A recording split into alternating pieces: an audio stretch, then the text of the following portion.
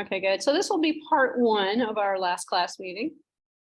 And what I'd like to do is go over the content right now of the final exam. So the final exam needs to be taken by Tuesday, 8/1, as previously mentioned. And that out of the way. There we go. All right, just like the midterm requires the Respondus browser. In fact, if you already have the browser downloaded and installed, don't change anything. Just use that same browser. So there's 22 multiple choice true false questions for a total of 35 points, where the midterm was only worth 30 points. So you have 5 extra points. You will need to use that Respondus browser. However, no webcam is required. The exam can only be taken in one sitting, just like the midterm. You have an hour, 1 hour, 60 minutes to take it. Read the questions carefully, think about the answers, and take your time to select the clear responses or ones that you think are correct. And the exam is closed book, closed notes, closed internet, closed cell phone, and the content is as follows.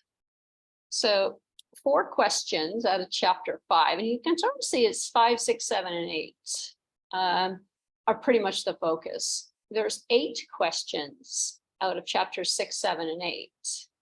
So the chapter 5 question really overlaps with chapter 1, believe it or not, because chapter 5 is about data types and names and excuse me, scopes. As soon as I start talking, my voice is going to go, of course. There we go. Welcome to summer and allergies. Okay, so the chapter 5 kind of overlaps with chapter 1 a lot. So I would focus on the overlap parts, which would be type checking. And notice I don't have any of those words in the description. It just says the chapters, but type checking, names, scopes, bindings and binding times. So early and late binding, or static and dynamic binding.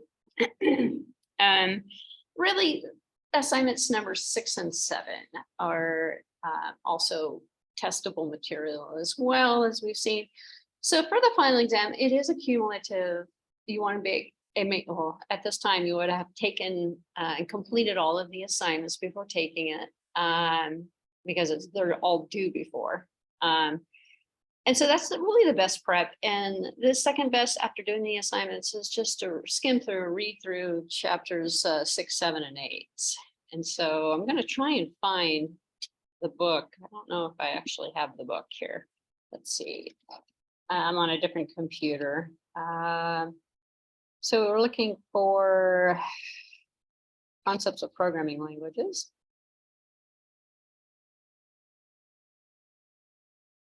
See if I can get that book and I can show you. I know I did chapter 5. I think do everything except for the name constants, but I'll do an official walkthrough on chapters 6, 7, and 8 of the book as well. But the scope is for the PowerPoint 6, 7, and 8. So if it's not in the PowerPoint, it's not on the exam really for chapter 6, 7, and 8. But it does bear a mention just to take a look to see what's in those chapters. But while that's loading in the background, I'll continue.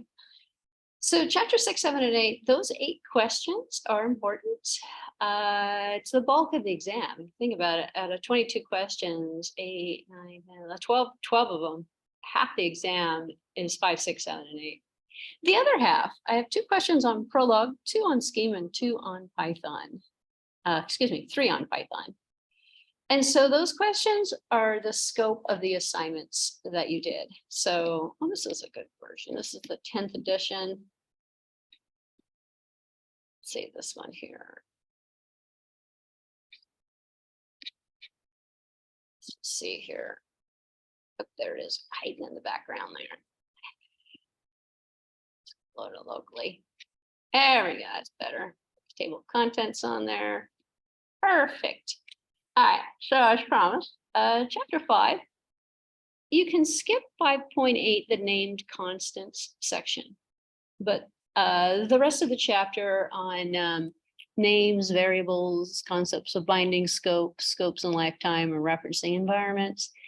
I don't know if I actually even ask you anything about referencing environments, but it's important to read it for your other classes. This is a support course for a lot of the other courses you'll take in the program. So it's nice to have the vocabulary knowledge of that. But yeah, you can skip name constants. Now for chapter number 6, we've got Primitive data types, characters, string types, user defined, array types, associative array records, list, tuples, pointers, type checking, strong typing, type equivalents, theory and data types. Let's take a look at that last section on 615. Theory and data types. You probably could skip that. Yeah, you could skip that section. So you can skip section 6.15. The rest of it, though, is actually pretty lightweight reading. It's not bad. Now, when it comes to 7 and 8, there are some sections you are going to want to skip. So in chapter number 7, relational Boolean expressions, short circuit assignment expression, mixed mode assignment. Maybe it's chapter 8 that I'm thinking about.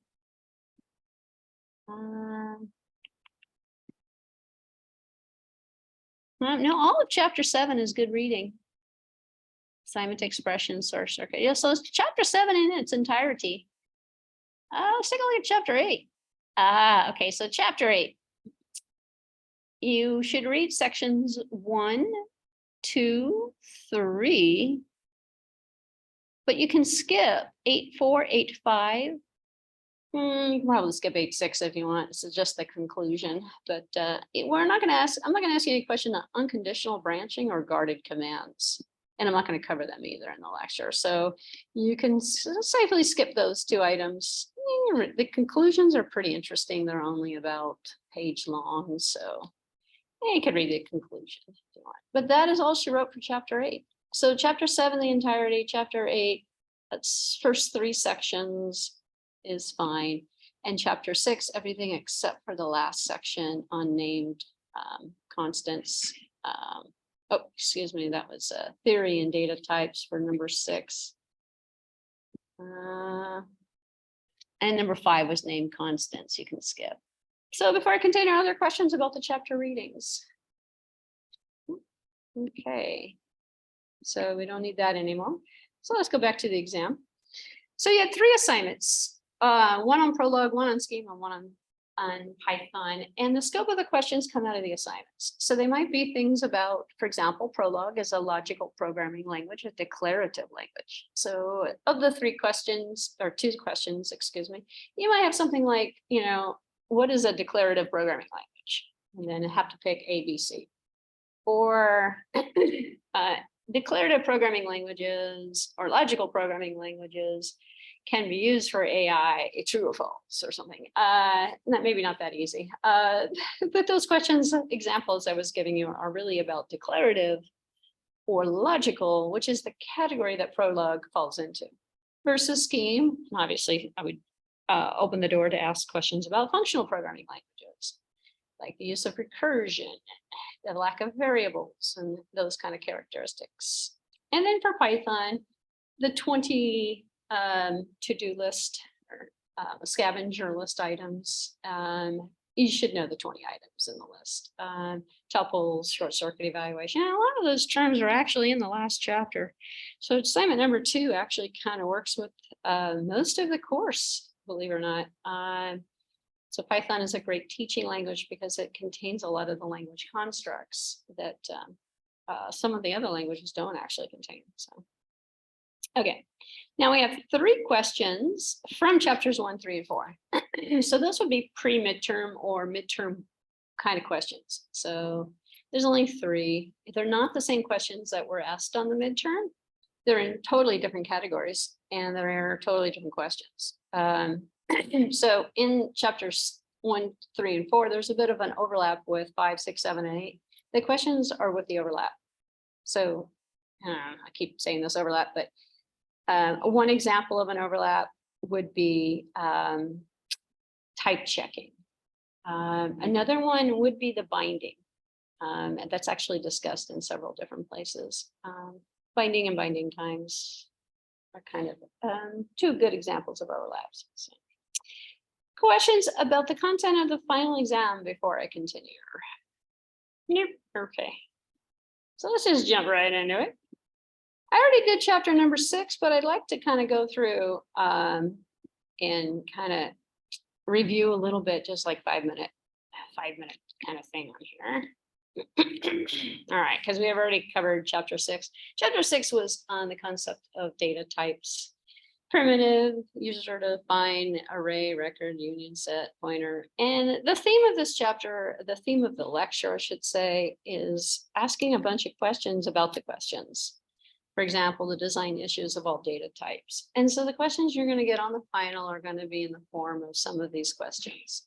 So, what is the syntax of referencing to variables? But it's not going to be a question like you have to fill in the blank or a question. It's a multiple choice, true, false. So something might be, the syntax of references to variables is an important aspect or design consideration related to data types.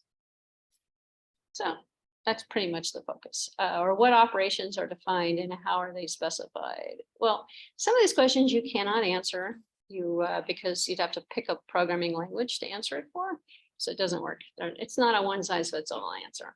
I talked about integers, talked about floating points, talked about decimals, talked about Booleans. And you should probably also, a nice takeaway from this lecture is that knowing that none of these data types are new to any language that we've used since the 1950s.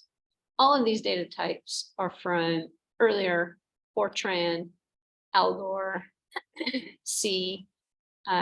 C would be the only language from the past that would be a good example of today's languages that also contain these original data types. We talked about the length, for example, of strings and for arrays. And one of the design considerations is should the length be static or dynamic? So you want to be familiar with static and dynamic concepts so that you can determine, for example, in C, we have a limited dynamic, which means there is a maximum and it starts with 0 and goes to a maximum, but you don't have to fill it up. They put a null character at the end to say when the actual data ends for saving for each one of the characters. And then we have the evaluation. The evaluation is just basically the pros and the cons. So the idea of the descriptor, and I don't actually ask you any questions about the descriptor. So you can, I probably should have said this last time, but you can skip anything related to descriptors. So, and they're related to data types. And the descriptor is pretty much just the metadata, the data about the data that's stored at the particular memory cell that defines the data type. The range of available values that can be assigned to it, along with the available operations and things. Talked about ordinal types, numbered types, ranges from 0 to something, enumeration types, remembering they're named constants. Talked about, let's see, subrange types. For examples would be arrays. And also a subrange type could be a struct because there are other things inside of it. There's subranges inside of the main range. So in implementing the user-defined ordinal types of the enumeration and the subrange types are really just the two that we're looking at. Most programming languages implement the concept of an array. Even Python has it as an external library. And when it comes to Python and the final exam, don't get concerned about knowing everything there is about Python. Some of you have actually even taken, if you've taken a course in Python already, the exam's gonna be way too easy for you. It's for the people who have never heard of Python or never used Python. So, and Python is one of those languages you do want to be familiar with, even if you never program in it. It's a nice language to put on your resume. But yeah, arrays, even in Python, arrays are supported. When it comes to arrays, we're looking at considerations for what are the legal subtypes for subscripts, and are the subscript ranges, are they bound? When does the allocation take place? What's the maximum number of subscripts? Can the array objects be initialized? And it's different. Answering those questions is different for each programming language. Also looked at slices, slice and dices, and they're probably ended around here somewhere. So I think there were a couple of slides left, but I'll get them right now. So slice is a substructure of an array. It's like from items number 2 to 6 or something. It's not the whole structure. Python supports slices, so do other languages. Java would be the next language I think I would pick for that. Java also supports the associative arrays along with Python. C++ never had an associative array. Associative array have a key value, sort of like a dictionary. I think the template classes for C++, Microsoft put together one, but it's still not as supported as they are in Java. Perl actually was the language that originally came up with the array, with the associative array or the dictionary. They called it a hash. Okay, so we also looked at records, and that would be the struct in C. Java doesn't have a record. Actually, other languages don't have the record either. You can make one in Pascal, but C was really much the language that used structs and also used unions. And you can see the struct here, struct students, as an example if you haven't seen one in a while. So, record operations, what can you do with them? Well, you can assign one record variable to another. You can initialize them. There's a comparison. Compare is one bigger than the other, smaller than the other. And usually it's limited to record types. And the record type is stored very similar to an array in an aggregate kind of listing in memory. So, and when it comes to this stuff, these slides here, like the implementation of the array type, you don't have to know how the memory is implemented. So I'm not going to ask you questions, for example, on anything associated with slide 34 here. So, so it's basically the same style and format as the midterm. So same level of difficulty as the midterm. So unions, well, if you're going to support a struct, you might as well support a union. It's a more effective version of the struct, but only one item at a time can be stored for each one of the elements that are created using it. Also looked at the set. The set basically is just like the list. And so it's implemented like a list in a lot of languages, such as C, for example, or C++. Java actually has a built-in util for sets. Python does too. It's a library that's added on. So one of the design issues associated with sets are what is the maximum number of elements in any given base type? How many items can you put in a set? Is the set limited, or is the length or size static or dynamic? Is it limited, not limited? And what operations are you going to support for it? Unions, intercept, differences. And Java includes a class for set operations. And so does C++ in the standard template libraries. But it's a recent development. So hopefully you're using a current version of C++ and you'll have that set. So if a language does not have sets, they must be simulated either by enumeration types or with an array. And that's what the C people actually originally thought. The same thing as a string, mentioning before, the string never existed as a base data type because you could always create one using a character array or a character pointer. So, which brings up the pointer concept. Talked about pointers, and I think it probably ended around pointers or so. Pointers being an alias. Are they going to be a special variable? Or are they going to be just a regular old pointer type? Are you going to type these things? So C++ basically decided to do everything. So the pointers are references as well as pointers, and I'll get that through what a reference is in a few minutes. But the pointers are typed. The pointers need to be declared and initialized. The pointers are not automatically initialized to nil or null. And everything is done manually in the pointer, which is why C is a great language. Not really C++, but C is a great language to learn pointers because you'll never find them in any other language. So Java doesn't have, Java's all pointers, but you never type with one. You never type an asterisk. Which brings up another design consideration. What symbols should be used for the reference and the dereference? In C++, or they decided to use the asterisk for both.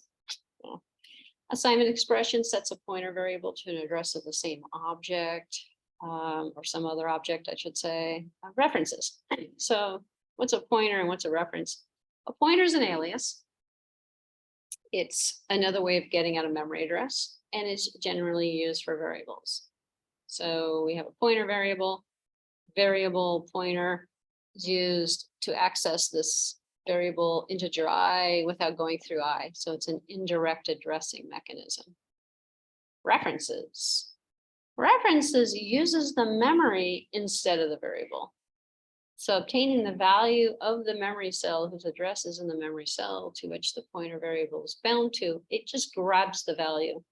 So it references that value. Explicit versus implicit dereferencing. Well, a reference is in an implicit dereference. So to dereference something, you follow the pointer and you get at what's the memory address. Well, that's a reference actually. So, and again, on the final exam, I'm not going to trip you up the differences between a reference and a pointer, but a lot of students actually don't know that. They think pointers and references are the same. Java only uses references, no pointers.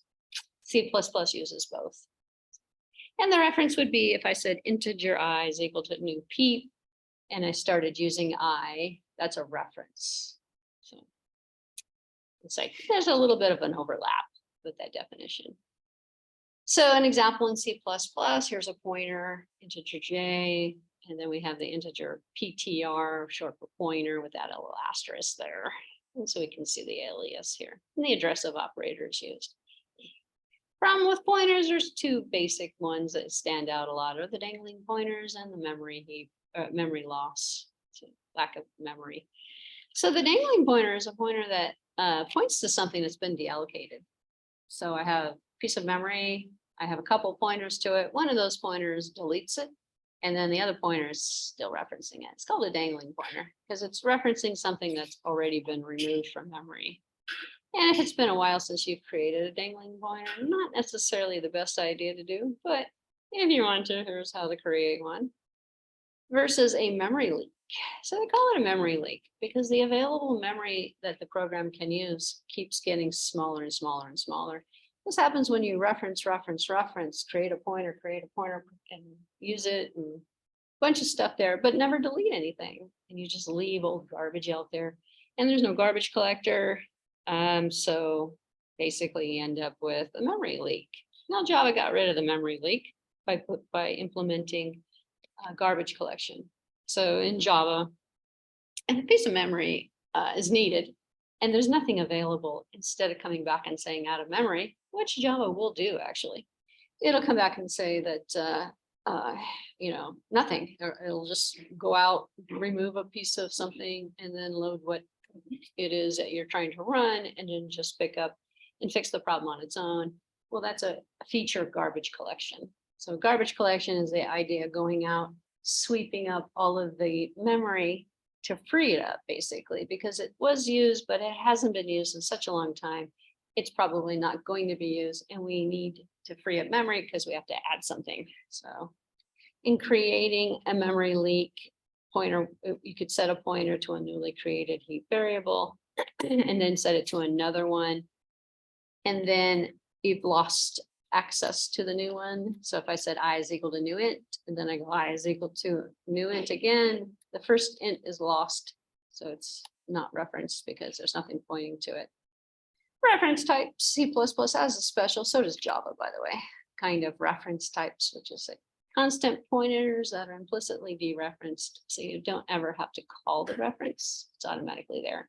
Advantages of both pass by value and pass by reference. So that's another definition of reference types. So Java only has references, no pointer arithmetic, can only point to objects, which are all on the heap. No explicit deallocator, garbage collection is used instead. And it means you can not have any dangling pointers and no memory leaks, and dereferencing is always implicit because we never have to use an asterisk to reference or to dereference anything. So. All right. And there was a couple of slides. And again, there's no questions on garbage collection at all on the final exam, but it is a term that is used a lot. And so it's nice to know. And if you're curious about it, Java actually, there's two forms. Java actually uses this one. It's called the lazy approach. So there aren't too many options, but basically you have to come up with an algorithm to look at the memory and count up or find the memory locations that can be removed, victims.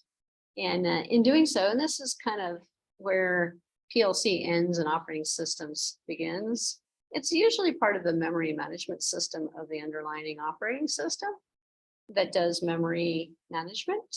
So, but if you think about it, the JVM, Java Virtual Machine, is an operating system that runs on top of another operating system. So it is an operating system feature. In this one here, it marks the cell with a reference counter. And when the reference counter goes to 0, the memory gets removed. This is actually what the Mac operating systems use. It's an eager approach, which means you always have a lot of free memory going on. So yeah, the Mac operating system uses an eager garbage collector. Java uses a lazy approach, which basically means allocate, allocate, allocate. Wait until you run out of memory. Maybe you won't run out of memory. And if you don't run out of memory, great, no garbage collector. If you do run out of memory, well, let's go free something up. Find the first available piece of memory. Who cares what it is? You know, as long as it's not being used, remove it, put a new thing in. So garbage collector process starts by setting indicators of all cells to indicate they are garbage. Then every pointer in the program is traced. The reachable cells are marked as not being garbage if they are reachable. But basically, lazy approach just waits until the last minute to do anything and then just picks any old space that's freed up. So it's simple, easy, and fast. Basically, no one's ever complained about the garbage collector in Java. All right, that's what we did last time, along with the end of chapter 5. So today we're going to do chapter 7 and 8, which are really easy chapters. So arithmetic expressions, operator overloading, type conversions, relational and Boolean expressions, circuit evaluation, assignment statements, and mixed mode assignments. When it comes to that mixed mode assignments, before I forget to say it, Python is the only current language that does support mixed mode assignments. So that would be Python, actually, is what that's talking about. All right. Whether or not the programming language does a good job at math doesn't really matter. What's important to note is that it does attempt to do math. So we've learned that variables are abstractions of memory addresses. And so when we evaluate the variable, the abstraction of the computation takes place with the CPU, with an ALU, arithmetic logic unit, and all the hardware that goes along with it. The process calculations. And so arithmetic expressions, they consist of operators, operands, parentheses, and function calls. Hopefully you guys are familiar with the concept of an arithmetic expression at this point in your academic career. So if you're not, I'd seriously reconsider your major. All right, so what are some design issues associated with this? Well, the first two are kind of stuff we've gone over already. What are going to be the operator precedence rules and what are going to be the operator associativity rules? If you don't have any definitions for those two, then you are going to have an ambiguous grammar. If you have an ambiguous grammar, you have more than one parse tree that's being created for this program statement. And if you do that, you have ambiguity because the compiler has to pick which one instead of the programmer. And it can't pick, it can't decide for you. So what's the order of the operand evaluation?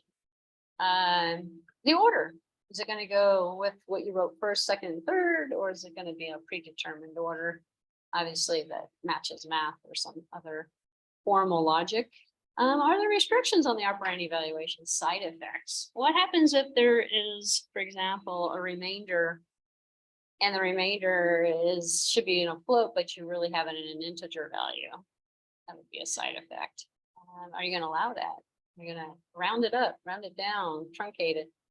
And does the language allow user-defined operator overloading? So when it comes to operator overloading, C and C++ is the only language that supports operator overloading.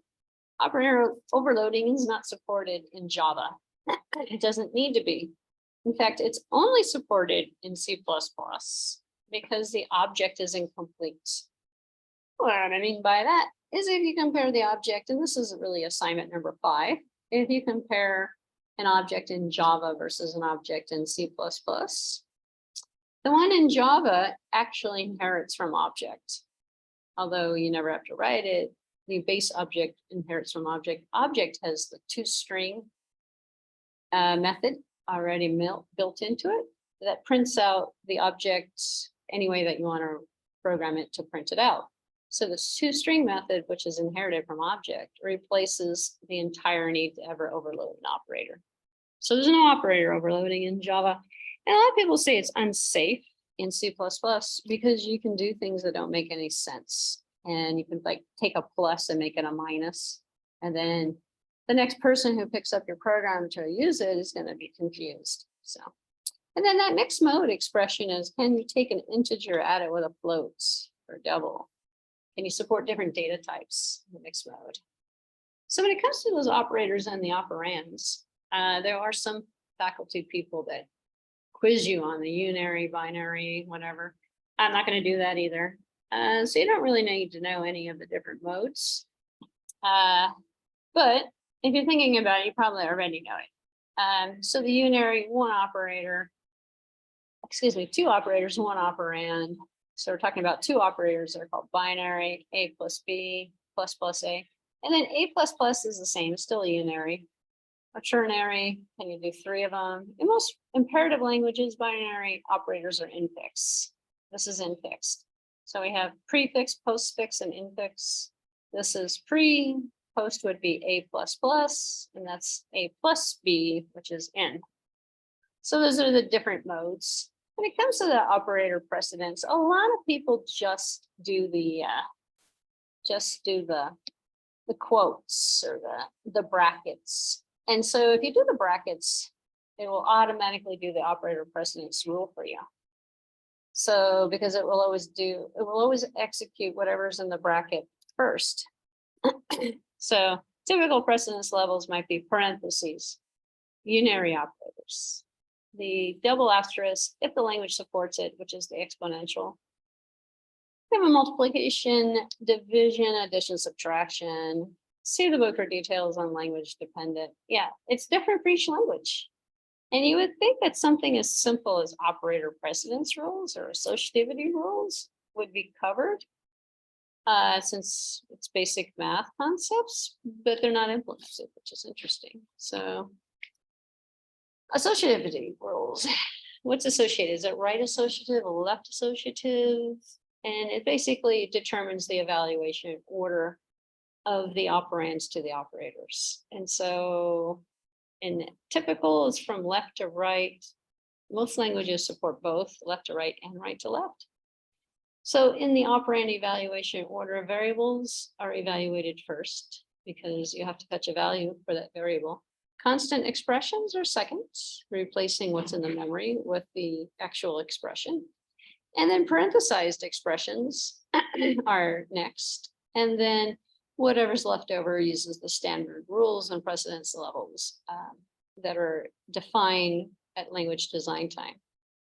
So you can also have a function references, the case of most interest, the order of evaluation is crucial for a function evaluation. So function evaluation might be like a recursive function or an indirect or direct function call. So function side effects, when a function changes a parameter or a non-local variable to something else, are you going to allow the side effects to occur? So operator overloading, something common. So the plus for integers and floats, some of potential trouble, the asterisk in C++, loss of compiler error detection. Yes, you can overload the asterisk. That doesn't make any sense at all to me. Like, why? Yeah, the asterisk is already overused because it's both a reference and a dereference. So why in the world overload that asterisk again? But it can be done. The two operators that cannot be overloaded are the dot and the two colons. So the member selection and the scope resolution operator. So it can be it cannot be overloaded because then it would ruin the object-oriented structure. Not that the reference and the dereference would ruin it, because that would ruin it. But it's interesting that they put a restriction on the dot and two colons, but not the asterisk. So actually, C++ by Microsoft imposes a limitation on operator overloading for the asterisk as well. Potential problems: user can define nonsense operations.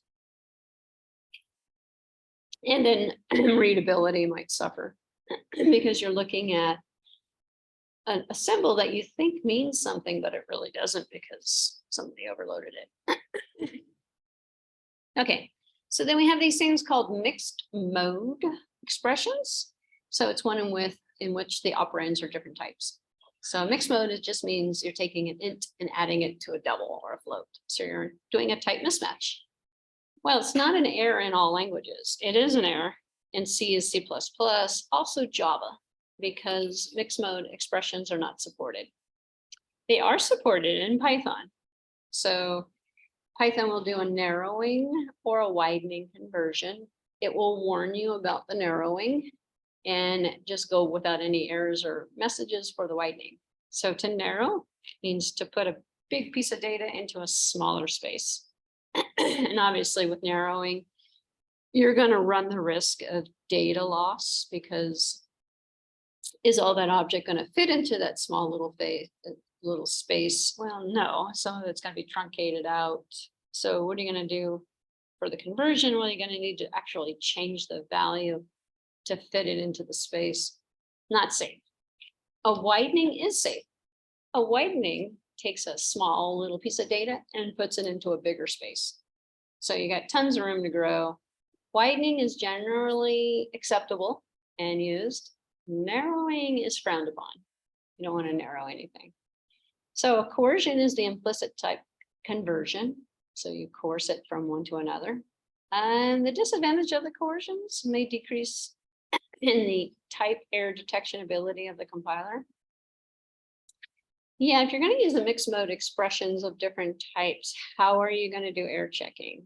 So in C or C++, it just takes the type of the variable and into float a double, and compares it with another variable type, and just says, well, if the data types match, then the variables are compatible, because it does a type compatibility by name. Versus Python, excuse me, that does a type compatibility by structure. So what that means is it takes a look at the structure of the data. Is it a number? Is it a string? Is it a character? And determines the compatibility by what the data actually is instead of how it's labeled. So in most languages, all numeric types are conversed in expressions using widening conversions. So that's pretty safe.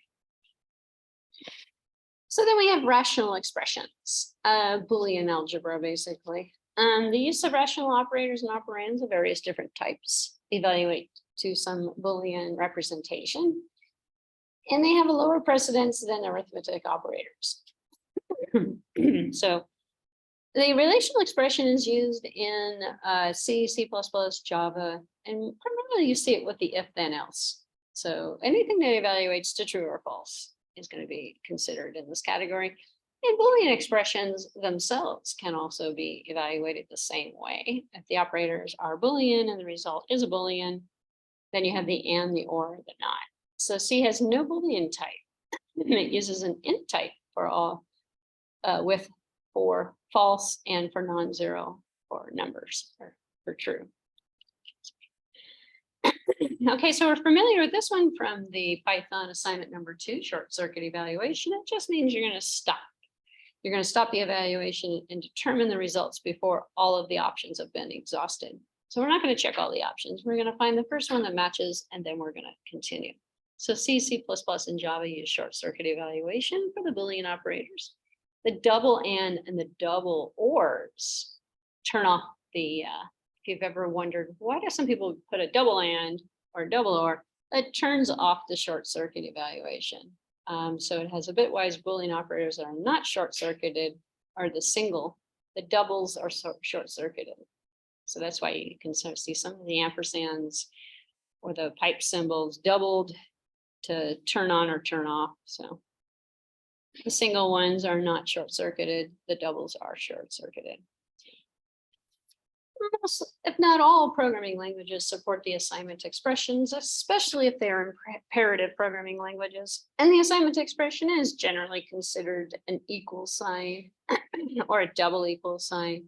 So the equal sign can be bad if it's overloaded for the relational operator for equality. So a lot of beginning programmers, they like to say, you know, I want to say I is equal to 5, not I equals 5, the comparison. And so you can overload that operator and you can turn the double equals into the equal.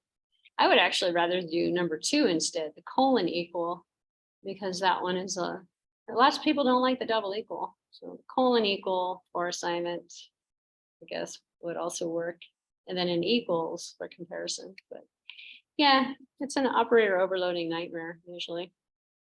So more complicated assignment expressions, you could do multiple targets, A comma B is equal to 10, conditional targets, if first is equal to true, compound ones, sum plus equals, unary plus plus plus plus A. And so two unary operators applied to the same operand. The association is right to left, where we have A plus plus is the same as A plus plus. So it doesn't matter if there's a space or not.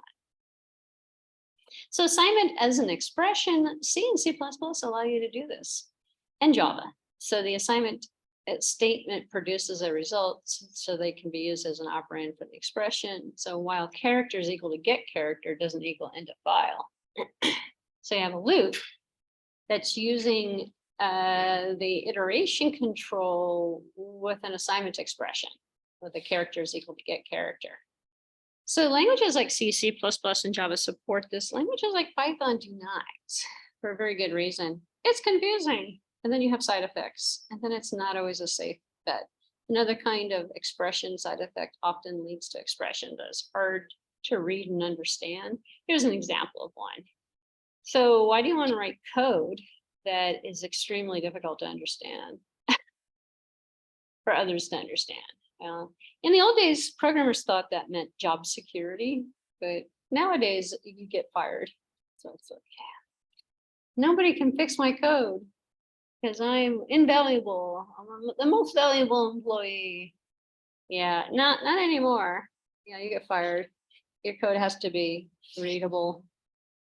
So writable. And here's that mixed mode assignment expression I keep talking about. And that's one of the things that makes Python very unique, is that you can take two numbers, any numbers, and add them together without any type conversion, as long as you're doing a widening, not a narrowing assignment expression. In Java, only widening assignment coercions are done. One of the effective ways to increase the reliability of Java relative to C or C++. Yeah, when a couple weeks back, I started talking about reliability of a language. I think I may even mention that Department of Defense, the DoD, doesn't like C or C++. We'll use Java, but doesn't like Java really either. And that's because they consider C and C++ an unsafe language. And one of them is the fact that it doesn't support mixed mode assignment expressions. And you can do a narrowing conversion without any error detection at all. And a narrowing conversion is going to give you some data loss.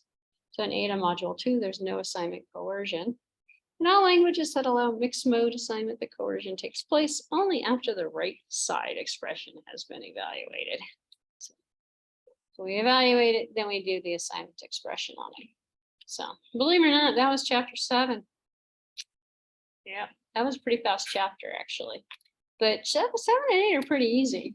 So I'm just going to plow right into number 8. I'm trying to check the time here. 8:46, we're still good. Oh, that was only a 45-minute run through. Not bad. Well, I have some time to go over assignment 6 and 7 in today as well. All right, chapter 8. Statement level control structures. Compound statements, selection statements, iteration statements. Unconditional branching, and I'm not going to go over guarded. Unconditional branching, I'll take a look at that section too. Let's see. Levels of control. Now we're talking about flow control. Okay, so first of all, flow control only exists in imperative languages. So you probably noticed it immediately when you started using Scheme. You're like, how do I control the flow of this program? I can't. The compiler is controlling it for me. So Scheme and functional programming languages, as well as logical programming languages and other types, mostly other types, the compiler itself is controlling the flow of the program statements. Only imperative style programming are we required to actually control the flow of the program. So that's a big aha moment usually, especially when most programmers learn C, imperative language, as their first language. Then they think, well, all programs, you need to control the flow. And then you get to Python thinking, am I really writing a program? Because I'm just writing a function, or actually scheme, I meant to say. So yes, you are. You just are not supposed to, and you're not allowed to control the flow of the program units. So if you are going to control the program flow, there's 3 different levels. You can do it within the expression itself using a Boolean evaluation. For example, if X is larger than 5, do something. If not, do something else. That's within expressions, within expression statements. Or among program units, this would be like C++, loosely could contribute. You can loosely describe this as flow control is when a method calls another method. You are controlling the flow through method invocation, but that's kind of a loose program unit thing. But those methods are program units and those objects are program units. So, or among program statements, select this one, or that one. This is when you combine the and, or. So among those program statements, we're going to select which way to go. So statements that provide capabilities such as selecting among alternate control flow paths or causing the repetitive or repeated execution of certain collection of statements is called control statements. So flow control is performed by creating control statements to determine how the program should flow. So a control structure is a control statement and the statements whose execution it controls, the control structure. All right. When it comes to this evaluation, I'm going to skip down to the bottom and forget about the Fortran stuff, because you don't have to know how something is implemented in Fortran or Algol. But they were introduced in Algol back in the beginning, and Pascal picked them up with the begin end. And actually, Algol defined the block as well. So the block is a compound statement that defines a new scope with the local variables. So some overall design questions, issues, considerations for this type of structure is what control statements should a language have beyond the selection and the pretest? And then whether the control statements can have multiple entry, or is there just one entry into those control statements? So you might be happy to know that C and C++, as well as Java and Python, have one of each. There's one of everything. So another new observation that beginning programmers figure out in the beginning when they take their first programming course is they have to decide, am I going to use an if then else or a switch case? And then they go, well, I can use one or the other, and they both do the same thing.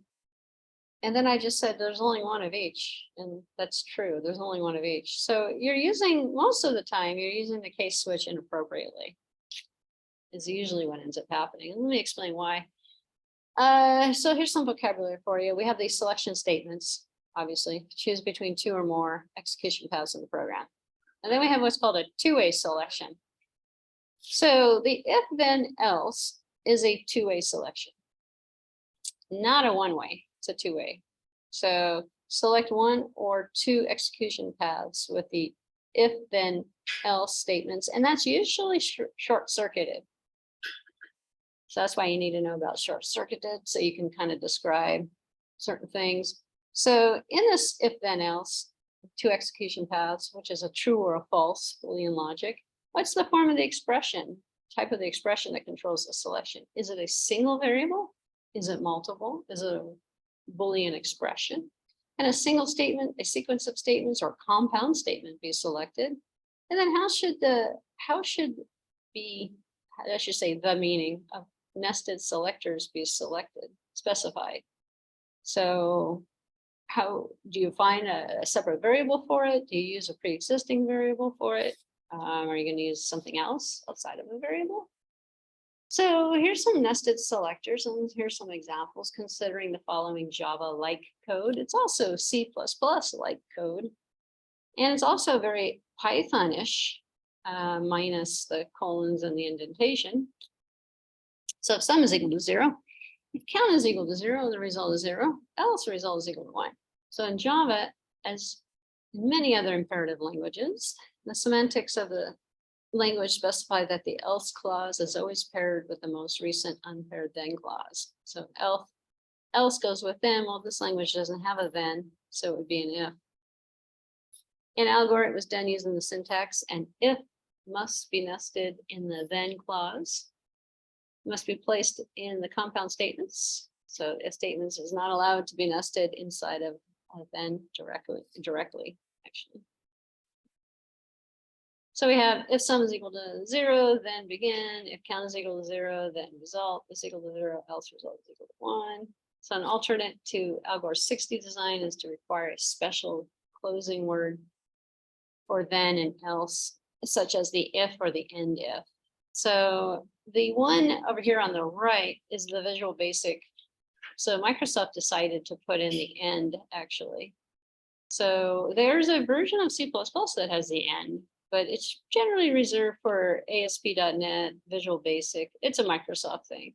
It came from Pascal, which came from Ada, which is still being used today. So a lot of people like the end. Microsoft put an end if in there, which I think is kind of weird. End if and end if. All right, then we have this multiple selection construct. So the if then else is really a one or a two way. It's a limited multiple way construct. The switch case actually is designed for multiple cases to actually be executed. So it's multiple construct, not a single one or two way.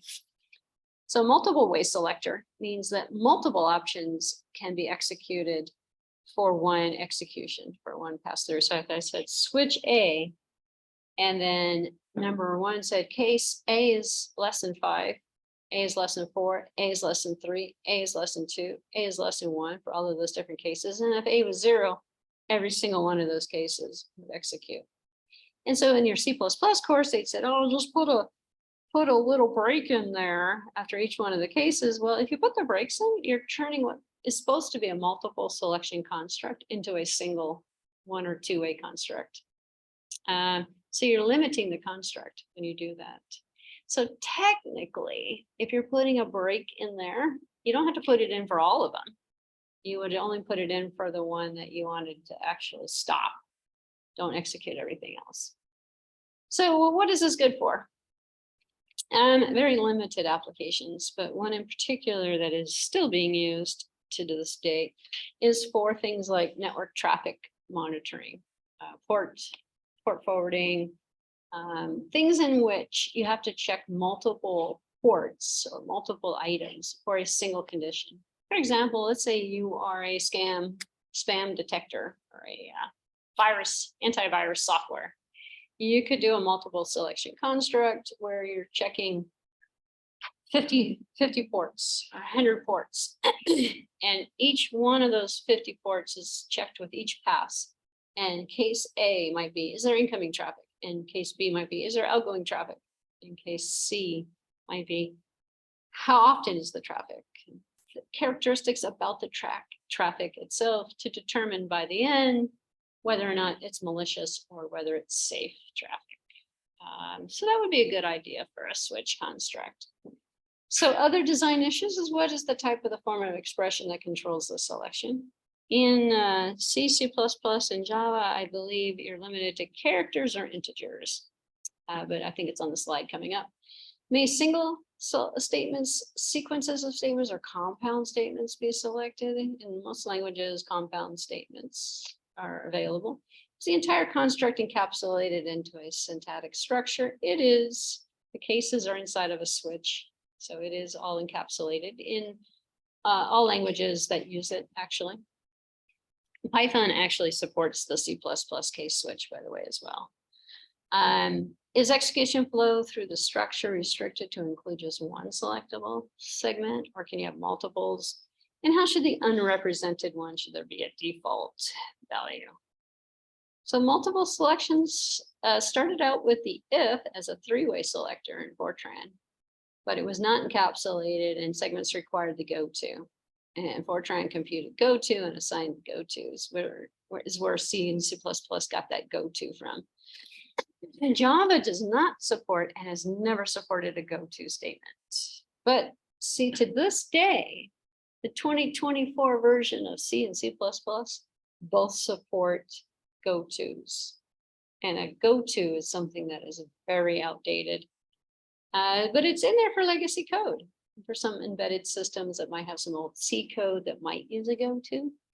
So the reason why the goto is supported is it's used in a lot of cases. It's used for error detection or for exception handling, poor man's exception handler. So they called it a label, and you went to a label. So go to, and then you put space and then a label like error colon. And then you have a label that says error colon. And it basically, it's kind of like a function call. It goes to that line and then starts executing at that line. So if you've never used a goto before, using it with labels makes a lot of sense. But really, it kind of messes up the entire flow control because you're skipping and jumping through different places of the program source code without considering the logic of the program. You're just going here, going there. So, and it writes, really, that's how the term spaghetti code came about. It's code with a lot of gotos. So, and nobody likes to write spaghetti code. Let's see. Expression, so some design choices is the expression is an ordinal type, an integer, Boolean character. It's usually limited, actually. Segments can be single or compound. The construct is encapsulated, and only one segment can be executed per execution of the construct. Results of unrepresented ones is in the undefined. So many dialects have otherwise or else clauses as well. So here's your C, C++ switch. Expression 1, expression 2. And so the design choices for the switch, the control structure can only be an integer type. This was the original C. It can actually be a character now in C++, but it was originally just an integer. And then selectable segments can be statements, sequences, blocks, or compound statements. Any number of statements can be used, and the default is used for the default cases. And if there's no default, the whole statement does nothing, just continues. So if it's been a while since you've done a case switch, we have a switch month and case 2, case 4, and then default. But you see the breaks are in here. So this was a multiple selection construct that was turned into a single selection. So the only one that really works as a single is the default case. So if it's number 29, we're going to break. But here we have multiples. So case 4, 6, 9, case 11. And case is equal to 30. All right. So Java, which is missing, copied the latest C++. So, and you find that that's really the case for a lot of Java. It took C++ and pretty much rewrote it from scratch, actually. So it's a Java, they kind of say is a much better implementation of C++. Pretty much is the same language and it's just copied. So, and I would say around 2005, it's like the version of C++ that was used for it. It does not include any .NET stuff, obviously. So the repeated execution of statements or compound statements is accomplished through iteration or recursion. Iteration, we've looked at a little bit. We've also looked at recursion as well. And whether the language supports one or the other is important. Functional programming languages will always support recursion. They rarely support iteration. Imperative languages support iteration, rarely support recursion. And no, C and C++ do not support recursion. And it's like, what I programmed in recursion? Yeah, but they're not, you didn't use a recursive language. You didn't use a functional language. Recursion is not supported. What's not supported is because the runtime will fail with a Stack Overflow error. If you create a recursive function, a normal recursive function that works perfectly fine, however, the memory on the computer is not adequate enough, or let's just say the function call goes too long, and it fills up the stack and it overflows the memory and the program dies. Another reason why the Department of Defense considers C and C++, no recursion should be done in those languages. It's not safe. So again, that's another thing that they poo-poo the language on. Now, Java, believe it or not, has the same potential problem as C++. However, because of the garbage collection, you can actually, it supports recursion. So Java actually supports it because it does its own garbage collection. And the garbage collection is what frees up the memory to make the recursive function work. It's not the best implementation. If you want the best one, look at languages like Scheme, Haskell, ML, math languages, and basically functional programming languages do a great job with recursion. So a language can support recursion, but it doesn't make it a functional language. General design issues for iterative control statements. How is the iteration controlled? Is it controlled outside of the loop? Is it in the loop? What's the control mechanism for the loop? And how many different forms of iteration are you going to have? Well, you only have two forms, pre-test and post-test. And C, C++, and Java, they support both variations. So, and you need both variations. So the first one, and this is a different type of loop, is called a counter-controlled loop. Python, C++, Java all support the counter-controlled loop. In fact, you can write that C loop in all three, and it's the identical loop. So for example, for I is equal to 0, I is less than 10, I plus plus. There you go. If you memorize that format, you can use it in about 99.9% of all programming languages out there support the same syntax for the same counter-controlled loop. It's a counter control. Now, where are you going to get the counter from? You're going to get the counter from the data. And then you have the variations, the for in or for each, which are common variations, which Python supports. So Python supports the regular for loop, also supports the counter controlled by variable. So if you have a list, a dictionary, a tuple, one of those items, you can say for I in this list, this tuple. And then for each one of the I's in there, it's going to use the counter control is by the data structure itself, not by an artificial variable. What's the value of the loop variable at the loop termination? It's interesting. In C and C++, the for loop had a different answer to that question. So in the original design, the variable was at the last value. So if I did for integer I, or I is equal to 0, I plus plus, I is less than 10, at the end of that loop, if I printed out I, it would be equal to whatever the last variable declaration was, which would be 10 or 9, depending on how you designed the loop. In C++, it's 0. And the scope is within the loop, which is why you can define and declare integer I is equal to 0 instead of just saying I is equal to 0. So a lot of people think it's the same identical construct, but it's different. It's actually different with Java as well.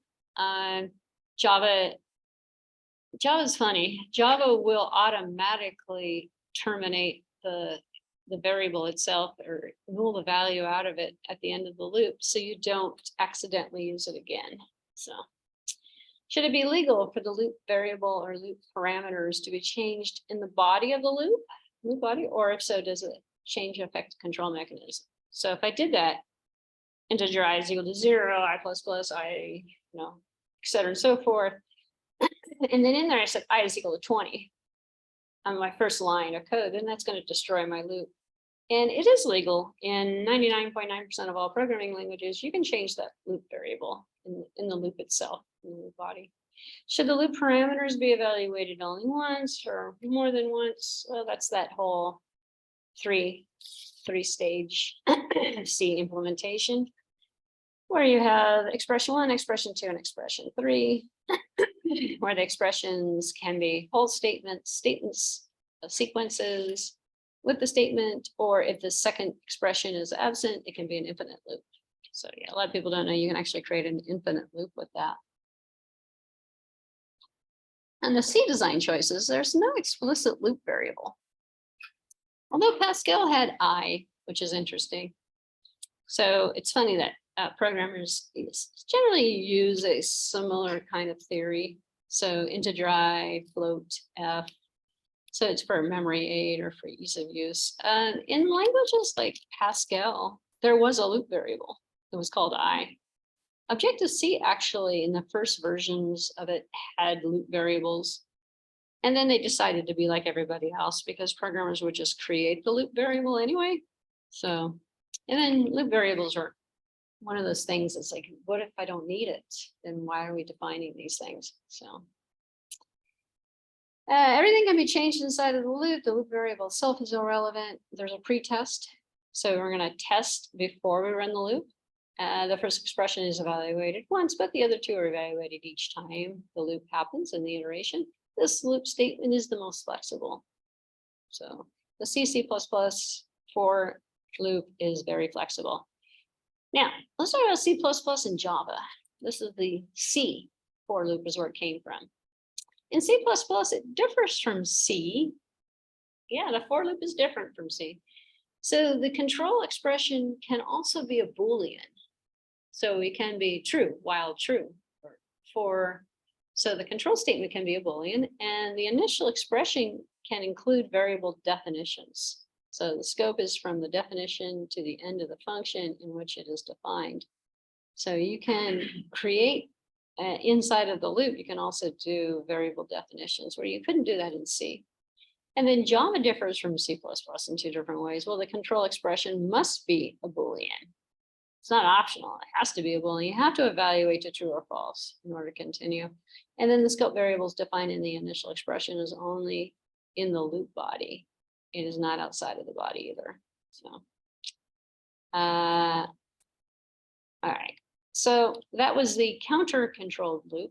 And the slide set's not going to go over the other variations of the counter control, which would be the for each, for in, or for, depending upon the language you're using, which are other variations of the same loop, which is considered a counter controlled loop. All right. Now we have the next one, which is going to be called a logically controlled loop. So we can do a logically controlled loop. Well, this is the do while or the while. This one supports both the pre-test and the post-test. The for loop, the counter controlled loop, does a pre-test. The pre-test means it's going to test before it runs to see if it should run. And then if it should run, then run. If it shouldn't, then stop. So the basic design consideration is, should this be a special kind of a counter control statement or a separate statement in itself? Most languages did a separate statement in itself. It came from Pascal. So we had the do while or repeat until. C and C++ have both, but the control expression for the post-test version is treated just like a pre-test. Do while or do while do. And then Java is just like C, except the control statement must be Boolean and the body can only be entered at the beginning. So you could jump in C or C++, you could put a label and use a goto and jump inside of that loop from somewhere else. You cannot do that in Java. Java does not support goto and does not support labels. So, but there are other little tricks where you can enter into that construct using a label in C or C++. Again, another reason why the Department of Defense finds it unsafe sometimes, because you can write things that don't make any sense. User located loop control mechanism. User located one, which means you're going to put the control mechanism anywhere you want. Should the control condition be part of an exit? Should the mechanism be allowed in an already controlled loop? And should control be transferable out of more than one loop? Can you put a loop inside of a loop? So for purposes of C, C++, and Java, everything can be nested. Loops can be put inside of loops.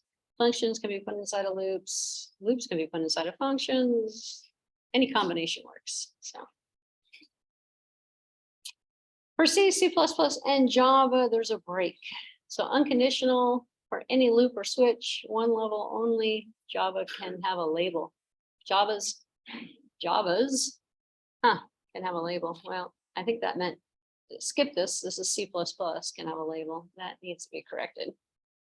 Thought I corrected it already, I guess not. So there's also continue. So if you're going to support a break, you usually support a continue. Continue basically just stops wherever you are and starts the loop all over again instead of break, which is going to exit you out of the loop. So whether or not you're going to support a continue or break is also another design consideration. So that for in or the for each, do I need to shut the door? Are we good? Okay, okay.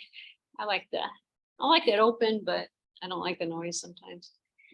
So the concept is you use the order of the number of the elements of some data structure to control the iteration. Talked about this already with Python that supports the iteration based on a data structure, which is the for counter control loop using a data structure.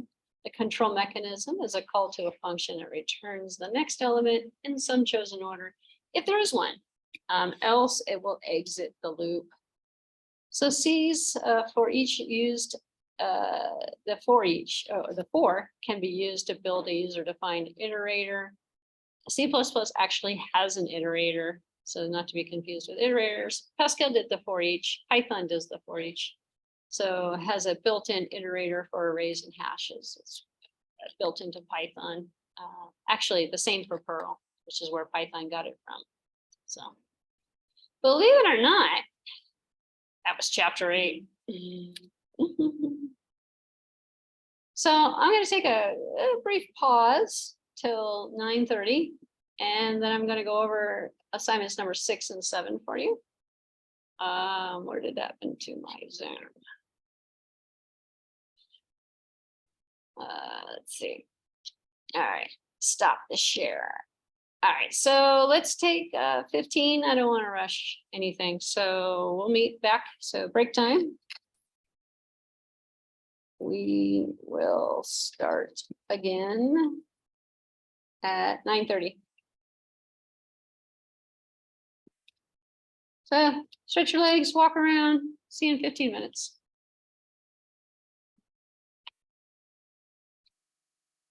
Break time.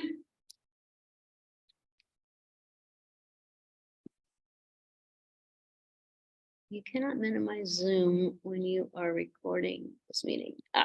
Maybe I should stop the record. Pause recording. Recording. All right. So you guys know you have in the week 7 materials. There's the week 7 help with assignments 7 and 8, 6 and 7, 6 and 7. So there's multiple videos in here, and I'm going to do one more for you, but mine is going to be a quick pass through. So after this class meeting, you should be able to do 5, 6, and 7 like instantly, hopefully. Because 5, if you remember, you're just taking 2 programs, one in C++, one in Java, or Python and Java, or just pick 2 object-oriented languages, write the same program twice.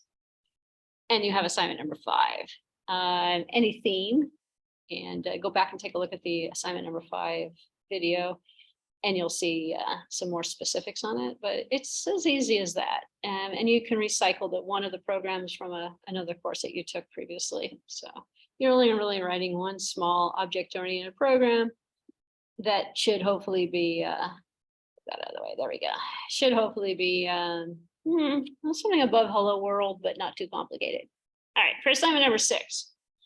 So what I'm going to do right now for you is give you the no BS answer. So these answers are going to be very quick and very to the point and very direct. So when you answer it, obviously, probably don't want to be this quick or this to the point. You can add a couple more, but you want to go 1 to 3 sentences. If you're writing more than 3 or 4 sentences, you're probably writing too much. And think simple and think concept. Okay. So I'm basically just going to go through all 5 questions for assignment number 6 and number 7. So you can write this down, listen to it, or you can go back and watch the more help videos and see even more stuff. But question number 1, some programming languages are typeless. Really, are any programming languages typeless? That's a theoretical question, actually. I don't know of any programming language that doesn't use types in some form or fashion. But yeah, so the sentence is saying that some of them are typeless. And these questions come from the back of the chapter, the review questions. What are the obvious advantages and disadvantages of having no types in a language? Well, the most obvious one I could possibly think of is it's easier to program. That, in a nutshell, is the reason why it was put in. Yeah, so it's easier. You don't have to type these types in there. And is there really any programming languages that are typeless? I'm going to argue with that, say that there's probably not one that actually even exists out there. Even Python has types. Is the programmer writing them though, is the biggest question. So one of the obvious advantages, yeah, easier to type. Disadvantage, you're not being very specific. And so you don't have as much control over the data types and the use of the typing system because the compiler is doing it for you. So yeah, if you want the compiler to do your types for you, you're gonna have to compromise a little bit, and the compromise is basically with a lack of control over what you're doing. Believe it or not, that's the answer to number one. Now, if you read through some of the other videos, I give you a lot more explanation. I already did number two, write a simple assignment expression with one operator, some language you know, and then for each component of the statement, list the various bindings that are required. And for each binding, indicate the binding time. So the bindings can come in two forms, static or dynamic. And the times can happen before runtime, after runtime, and any moment of during the language design implementation. You don't have to memorize the times. Just think theoretically, when is that going to happen? For example, anything predefined in the language, like the assignment expression, the operators, the syntax for actually writing that statement is language definition time. So, and most of it is going to be static bindings. A static binding is one that is determined prior to runtime. So the use of a variable data type in C or C++ is a static binding. So integer I, the int, is a static pre-language defined time.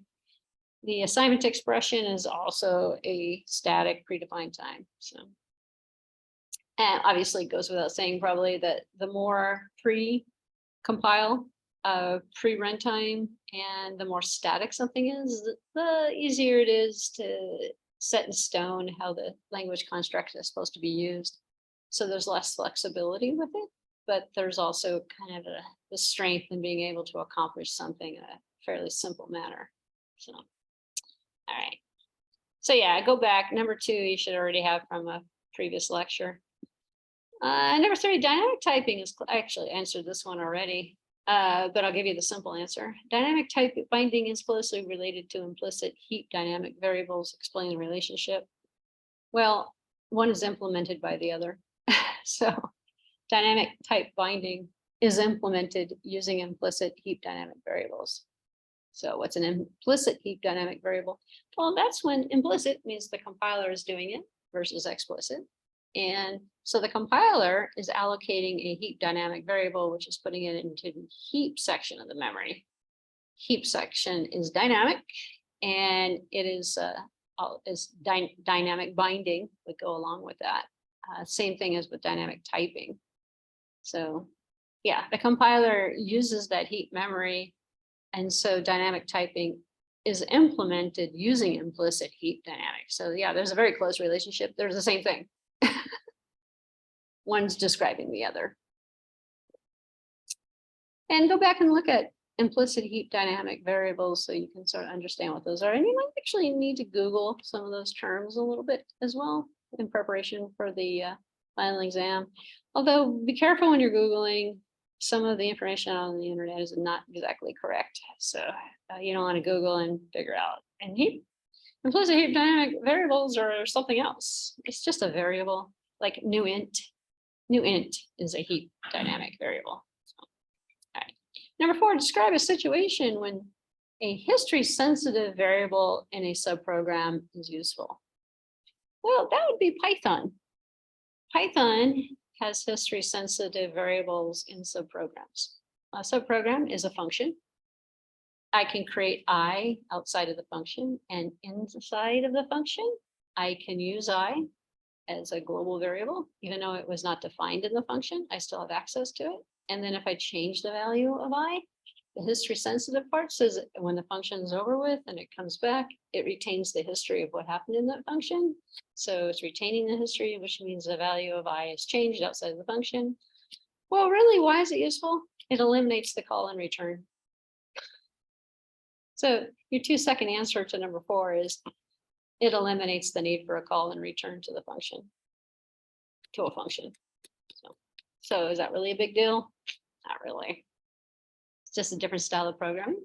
So yeah, a lot of people like it. I particularly like it, actually. I like being able to use a function to do something and call the function without having to pass data in and out of it. So it makes the function faster, makes the functions run faster. And that's Python. And number 5, stop me as I go through this just in case there's a question or something. What's the general problem with static scoping? What is the general problem with static scoping? Well, static scoping by definition means if it's not defined here, it's not visible here. And C uses static scoping for everything. And the general problem with that is, do you have to write more lines of code to support it? Because you have to bring something in, you have to pass, call, and return, but it's more work. So the general problem with static scoping is it's harder to program in that language. It's more work. You have to write more statements. You can't reuse anything that you've used in the past. Everything is a brand new experience. You go to a function, you have to define everything brand new in that function, pass data in, take data out of it. A lot more work. So the general problem is there's more work. So C++ uses static scoping, Java uses dynamic scoping. So you might have noticed it, maybe not, that your Java program does have fewer lines of code. Then a Java class is definitely smaller than a C++ class. But I wouldn't necessarily use the amount of statements as the deciding factor between the two. It's primarily the effort. So there's more work and more effort required for static scoping. But the reason why the designers of C++ use static scoping is because it's generally safer, which is funny coming from a language that's considered generally unsafe. They thought, static scoping would keep things safe. I over here is an I over here, and I over there is a different I. But yeah, it's like if you're going to separate everything out and make it a manual process, you're going to add more work for the programmer. So believe it or not, that was assignment number 6. I'm going to do the same thing for number 7. Number 7 says, what are the arguments for and against representing Boolean values as a single bit in memory? And this is from chapter 6. I think the last one was also from chapter 5 and 6. There's no questions on number 7, and 7 is pretty easy. So the argument for and against Boolean values as a single bit in memory. And so if you're looking at a language like C decided that it didn't need a Boolean value because it had integers, and you can set an integer to 0 or 1. But really, is it needed? So the argument against representing Boolean values as a bit in memory, well, representing them at all is extra work for the language designers. Is it really needed when the programmer can represent a Boolean as an integer value or something? But the argument against it is really focused, though, on the memory itself, and to reserve an entire single bit. So you have a single bit in memory. That's a lot, actually. Do you really need to store that in? Is it wasteful? Now, if I was working with an embedded systems environment, I may not necessarily want to use a Boolean value, especially if it's stored as a single bit in memory, because even as a single bit, if you have a lot of them, that's a lot of memory being used. When really the Boolean doesn't take up that much memory. But because of our typing systems and the way the typing systems were designed, everything is based off of an int. And so the Boolean, you're going to reserve and allocate more memory than you really need. But how much memory really is it? It's a bit. It's not that significant, but that's relative depending upon how much memory you have available. So yeah, So arguments for and against it. Against it, we don't want to do it because it takes up and wastes a lot of memory. And is it really even needed? For it, obviously, ease of use. It's nice to have a Boolean in there because that's a true or false. Besides the ease of use, the taking up a bit is not really that much memory. And so you could implement it using a small amount of memory and then maybe implement some garbage collection or something to get rid of it if you don't need it. So, but ease of use is really the primary factor. Do you want to make it easier for the programmer to use a Boolean value or have one built in, or do you want to make the programmer do it themselves? All right. And stop me as I go through this if you guys have any questions, but that really in a nutshell is number one. And number two, compare, and I talked about this one already, and I mentioned it's not on the final exam. You do not have to know anything about the tombstone and the lock and key method for avoiding dangling pointers. From the point of view of safety and implementation costs or anything in general, you can just skip number two, but just in case you're wondering, dangling pointers and memory leaks have been a known problem in C++ and C for ever since C and C++ were invented. And to this day, they have not been mitigated. So you can still create a dangling pointer in both of the, all of those languages that support pointers. Obviously, you can't do one in Java because you can't write a pointer. So in an attempt to solve the problem, the designers of C++, aka Microsoft really is the one who did this, came up with these two techniques. One of them was called a tombstone, the other one was called a lock and key. And it was basically a dangling pointer avoidance technique. And so from the point of view of safety and implementation cost, both of these two are going to add overhead. So tombstone is kind of like one of those things where you, you have a, what do they call that? People used to do this like a long time ago, like fifth graders would take and write letters and put it in an envelope, and then the teacher would collect them and then like 20 years later would send them out. Or time capsules. You use high school graduation, you dig a big old hole in the ground and you pour a bunch of garbage in it. It's a tombstone. It's like that they call it that the tombstone technique. So when it comes to dangling pointers, well, you're going to keep track of what memory is being used and what's going to point to it. In essence, what you're doing with that tombstone is you're kind of going past why you're even using a pointer. And so you're going to add overhead to the pointer to keep track of the dangling pointer. That's going to negate the why you're even using the pointer, because you're trying to use less memory, or you're trying to do something quickly, you're trying to pass a large amount of data. Well, if you add either one of those two, the lock and key, which is basically how it sounds, it's like MFA, basically multi-factor authentication. It's a lock and a key. Yeah, it's still overhead, but the lock and key is going to add the overhead to the actual access to the variable. The tombstone is going to add it to the whole shebang. So comparing them, they're both bad. They're both were attempted by Microsoft to solve from the points of view of safety and implementation costs. Safety, yeah, but can you violate the tombstone or lock and key method? Yeah, you can violate those checks. And are they really checked on all of the uses of the pointers? And is the check really worth it? Microsoft decided no. So long story short, to this day, pointers are still not air checked at all in C or C++. And they figured no other languages are using pointers anymore. So they figured it doesn't really matter anyway, we'll just leave it alone. So, and in a nutshell, again, that's why the Department of Defense doesn't like C++. It's like, yeah, we're really not going to fix that. We're going to leave it alone.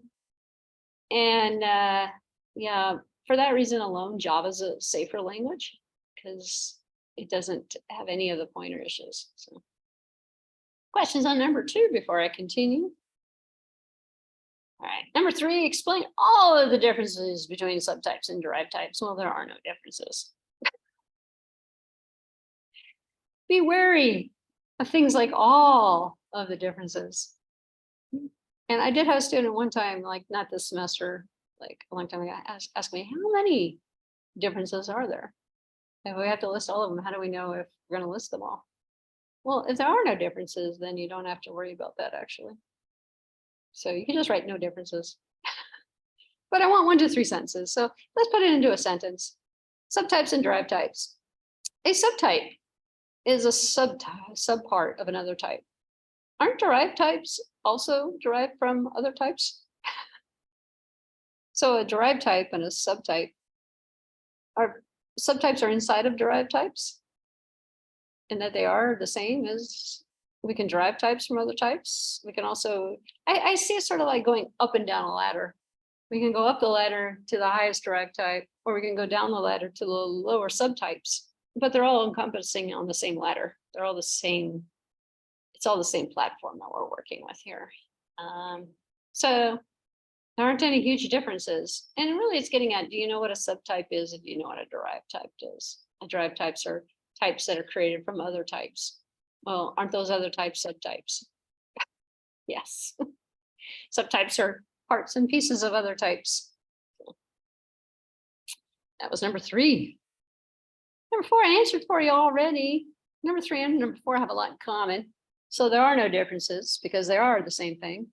Derived types are made of subtypes. Well, then what's the significant justification for the arrow versus the dot in C or C++? There isn't any. So just like number 2, the tombstone and the lock and key, Microsoft decided, okay, we're going to use the arrow now instead of the dot because we want to remember that we're working with a pointer. But beyond that, the operations, the execution, the semantic analysis, and everything is identical. So, and Java doesn't use an arrow. Actually, there's some version of C++ that doesn't use the arrow either. In fact, in some cases, you can actually incorrectly use a dot instead of an arrow, and the compiler won't even catch it. And then it runs just fine. Because the code for that, both of those 2 operators are identical. Whenever the dot is used and whenever the arrow is used, the same code actually executes in the same way. I guess they thought originally that there should be a difference with pointers versus non-pointers when working with those variables and the assignments of values and things to those variables. However, what difference would there actually be? When I think about it, I can't really come up with any justification or anything that would be different really between the operations of a pointer variable versus a regular variable. Pretty much do the same things to them. So that was number 4, believe it or not. You're going to love the answer to number 5. What are all of the differences between the enumeration types of C++ and those of Java? Well, Java never had an enumeration type until Java SDK version 5, when they finally caved in and they gave the C++ programmers what they wanted. So for a good 2 or 3 years of the start of Java, C++ programmers were moving over, and Java was made for C++ programmers. The syntax is identical. The format of the object is a little different, and Java does definitely a better implementation of object orientation. However, it never needed an enumeration, still to this day doesn't need it. They took it out actually of a couple of versions and then they put it back in. They accidentally took it out and then they put it back in. I think it's 7 or 8 has it back in again. But long story short, there's no difference. It's the same construct. This is a case in which, and it's an interesting case, but it's a case in which language compiler designers made a design decision based on user feedback that made absolutely no logical sense to anybody. Yeah, enumerations are fun. The only language on the market that should really support it is C. It was never needed in C++. It was never needed in Java. Python doesn't support it. Other languages don't support the enumeration. Really, why does C++ do it? Not sure why. Because maybe the programmer has to do everything manually themselves in that language anyway. They decided to give the programmer a tool that they might like to keep track of name constants, which is pretty much like an enumeration would be like colors, red, white, blue. and then they put a bunch of restrictions on it. I mean, yeah, it's possible, but you could probably go through your entire programming career with never using an enumeration. Some of you have never used an enumeration to date. And you know what? If you haven't, don't worry about it. You probably will never use an enumeration out in the field either. It's very old language concept that was in C, that got ported to C++, that ended up in Java for no good reason. That's the answer to number 5. So yeah, you should be done with this assignment now too. So there's absolutely no reason why everybody in this class can't, I thought I had this up, can't turn everything in by the final deadline. Seeing how this is our last class meeting, I will repeat myself a couple of times here. If you haven't turned in a previous assignment, go for it, turn it in. All assignments can be submitted up to and including Sunday, July 30th. It's not this Sunday, it's next Sunday. So next Sunday is July 30th. This Sunday is July 23rd. So you want to have everything in by the 30th. You want to take that final exam by 8/1, which is a Tuesday by midnight. You'll see the score instantly. You'll be able to add up your score instantly out of 100. Next week, I'll also post some information about how to calculate your final grade and stuff like that. But that July 30th is a very hard deadline. I cannot accept anything the day after. So July 30th is a hard deadline. You may turn in any assignment that you have not turned in already, or one in which you've turned in that I told you to redo. Everything can be turned in up to and including July 30th. On July 31st or August 1st. Actually, I think it's July 31st. I think there's 31 days. Yeah, nothing, you did a 0. So I'll go in and put in zeros for everything. If you're turning something in late, don't worry about it. You will not be assessed a late penalty. The system will show it as late, and I correct that when I do the grading. So, but yeah, you can turn them in out of order. You can turn them in up to and including 11:59 on 30th. I don't know if I'd wait that far. I don't know if I'd wait until August 1st to take the final either, just in case there's a problem with it.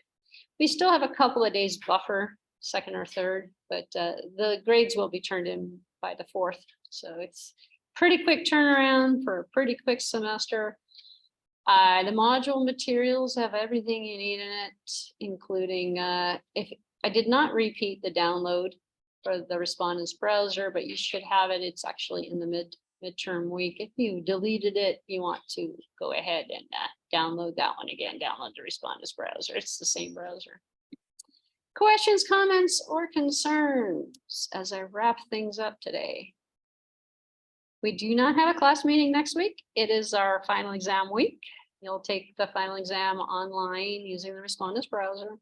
You got all the assignments. You should be able to knock out 5, 6, and 7 today, I would think. I've only gotten 1 or 2 assignment number 5s. So just make sure you do the easier version of the 2.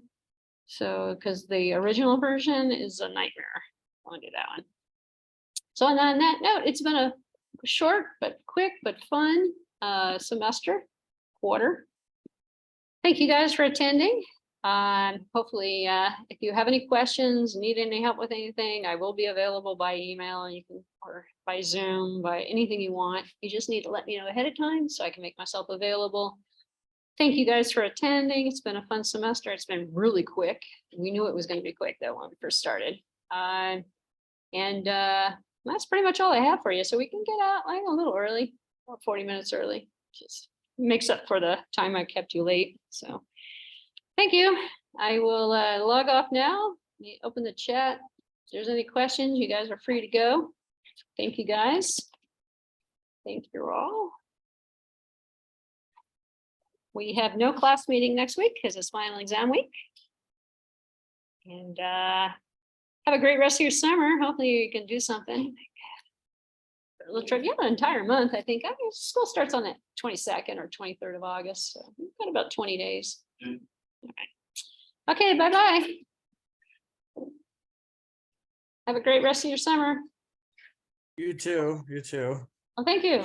Thank you. And let me know, you can send me email. Let me know if you want me to look at something. Thank you. Have a great everything. Exiting. Assignment 5 is the revised one is comparing a program in C to Java. Yeah, so any two programming languages, you're writing the same program twice. So you're going to take, and if you already wrote an object-oriented programming program because you've taken the prerequisite course, hopefully, and if you have something in Python or something in C++, then write the same program in Java. Something above Hello World, but it doesn't have to be that complicated. The requirement is to have at least one class object. Gotcha. It doesn't have to be like super complicated. Now you could do like a Fahrenheit to Celsius conversion, some calculator, command line, obviously, command line program. Sounds good. All right. Thank you. Thank you. Thank you. Maybe I'll see you guys again in another semester. Ciao. Ciao. Ciao.